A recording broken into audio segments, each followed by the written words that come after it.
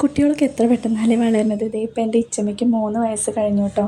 അവളെ നമ്മളിപ്പോൾ pre K ജിയിൽ ചേർത്തു. അപ്പോൾ അതിൻ്റെ പർച്ചേസിന് പോവാണ്. അതിന് മുമ്പ് ചെറിയൊരു കുഞ്ഞു സർപ്രൈസും കൂടെ ഉണ്ട്. ഏട്ടൻ എനിക്ക് സെക്കൻഡ് ഹാൻഡ് സ്കൂട്ടി വാങ്ങി തരാണ്. എനിക്ക് നേരെ ഓടിക്കാനൊന്നും അറിയില്ല. അത് കിട്ടിയിട്ട് വേണം കേട്ടോ ശരിക്കും പഠിക്കാൻ വേണ്ടിയിട്ട്.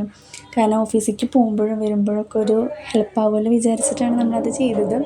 അപ്പോൾ ആദ്യം നമ്മളത് വാങ്ങാൻ പോവുമായിരുന്നു. അപ്പോൾ നമ്മൾ പോണത് ബസ്സിനാണ്. കാരണം റിട്ടേൺ വരുമ്പോൾ നമുക്ക് സ്കൂട്ടി എടുത്തിട്ട് വരാമെന്നുള്ളതാണ് കേട്ടോ മൈൻഡിൽ. എന്ന് പിന്നെ എനിക്ക് ഓടിക്കാൻ അറിയുന്നുണ്ടെങ്കിൽ കുഴപ്പമില്ല. അൺഫോർച്യുനേറ്റ്ലി എനിക്കത് അറിയില്ല.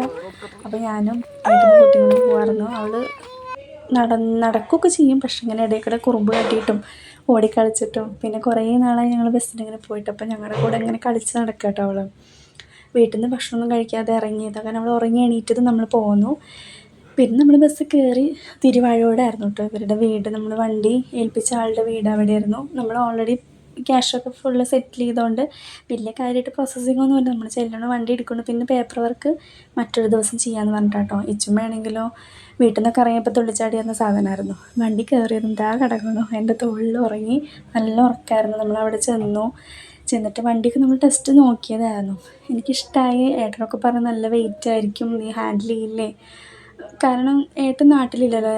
ആൾ തൃശ്ശൂർ വർക്ക് ചെയ്യുന്നതുകൊണ്ട് നല്ല ബുദ്ധിമുട്ടാണ് നമുക്ക് എന്തെങ്കിലും ചെറുതായിട്ട് പുറത്ത് പോകാനോ ആവശ്യത്തിനോ.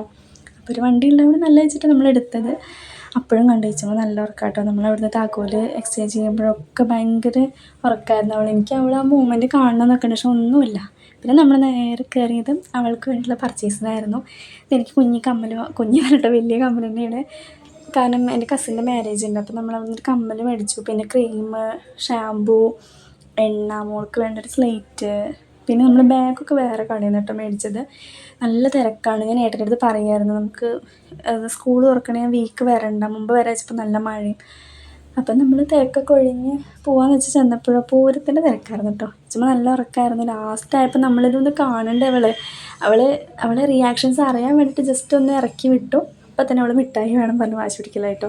പിന്നെ വേറെ കടയിൽ പോയി അവൾക്ക് വേണ്ട ബാഗും ചെരുപ്പൊക്കെ വാങ്ങിച്ചു. അതിൻ്റെ ഇടയിൽ നല്ല വാശിയായിരുന്നു അവൾ കഴിക്കാതെ ഇറങ്ങിയോണ്ട്. അപ്പം നമ്മളവിടെ പി കെയിൽ കയറിയിട്ട് ഒരു പൈനാപ്പിൾ ലൈമും ഒരു ഷവർമ്മയൊക്കെ കഴിച്ചു. അല്ലെങ്കിൽ അവൾ നിൽക്കില്ല എന്നുള്ള കാര്യം എനിക്ക് ഉറപ്പായിരുന്നു. കാരണം നല്ല വാശിയായിരുന്നു. എനിക്കൊന്നും പർച്ചേസ് ചെയ്യണം. അതിൻ്റെ പോകുമ്പോൾ ഭയങ്കര റഷാണ്, നല്ല തിരക്കെന്ന് പറഞ്ഞപ്പോൾ ഒരു പൂരത്തിൻ്റെ ജനം. എനിക്കൊന്നും സെലക്ട് ചെയ്യാൻ പറ്റില്ല. അതിൻ്റെ പുറമെ കുട്ടി വാശി പിടിക്കുക. അപ്പോൾ ഞങ്ങൾ നേരെ കഴിക്കാനാണ് പോയത്. എന്നാൽ കഴിക്കാൻ കൊടുത്തു കഴിഞ്ഞാൽ അവൾ വയറൊന്ന് ഫില്ലായി കഴിഞ്ഞാൽ അവൾ ഓക്കെ ആവുമെന്നായിരുന്നു എൻ്റെ പ്രതീക്ഷ. പക്ഷെ കാര്യമൊന്നുമില്ല. കുട്ടികളുടെ കാര്യം നമുക്കറിയാമല്ലോ. പുറത്ത് പോയി കഴിഞ്ഞാൽ അവരിങ്ങനെ തന്നെ ഇരിക്കും. കുറേയൊക്കെ ഇങ്ങനെ നോക്കും, കുറേ കളിക്കും, കുറേ വാശി പിടിക്കും. എനിക്ക് അവളില്ലാതെ പുറത്ത് പറഞ്ഞാൽ ഭയങ്കര എന്തോ ഒരു വിഷമമാണ്. കാരണം നമ്മൾ പുറത്തിറങ്ങി എന്തെങ്കിലുമൊക്കെ കഴിക്കും ലൈറ്റായിട്ട്. അപ്പോൾ അവളില്ലാതെ കഴിക്കുക പറഞ്ഞാൽ എനിക്ക് എന്തോ ബുദ്ധിമുട്ടാണ്. പിന്നെ ഞങ്ങൾ നേരെ സഞ്ജുവിൽ പോയി. എനിക്ക് കസിൻ്റെ കല്യാണത്തിന് 2 ഡ്രസ്സ് എടുക്കാണ്ടായിരുന്നു. ഞാനിതിൽ ഗ്രീനാട്ടോ എടുത്തത്. എനിക്ക് എൻ്റെ ഫേവറേറ്റാണത്. അവിടെ ഏട്ടൻ്റെ അമ്മയ്ക്ക് ഭയങ്കര ഇഷ്ടമാണ് ഞാനതെടുക്കണേ. പിന്നെ ഏട്ടനും ഇതേപോലെ കുറേയൊക്കെ നോക്കി നടന്നു. ഇനി ഏട്ടനും വലിയ ഇഷ്ടമാവുന്നില്ല. കാരണം ഞാൻ ഏട്ടന് മാച്ചിങ് ആയിട്ട് ഇടണമെന്ന് വെച്ചിട്ട് ഏട്ടൻ ആ കളർ എടുത്തതേ ഇല്ല. നമ്മൾ വേറെ ഏട്ടൻ എടുത്തത് വേറെ കടയിൽ പോയിട്ട് എടുത്ത അലയൻസിലാണ്. അതിൻ്റെ ഇടയിൽ കൂടെ ഇച്ചുമ്മയുടെ വക ഒരു കുറേ പട്ടിഷ ഉണ്ടായിരുന്നു. പിന്നെ നമ്മൾ ബില്ലൊക്കെ ചെയ്തു.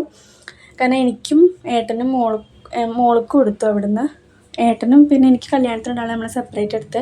അത് കഴിഞ്ഞ് ഇറങ്ങിയപ്പോൾ 10 പിന്നെ നമ്മൾ നേരെ ഫുഡ് കഴിച്ചിട്ട് നേരെ വീട്ടിലേക്ക് പോകട്ടോ ചെയ്തത്.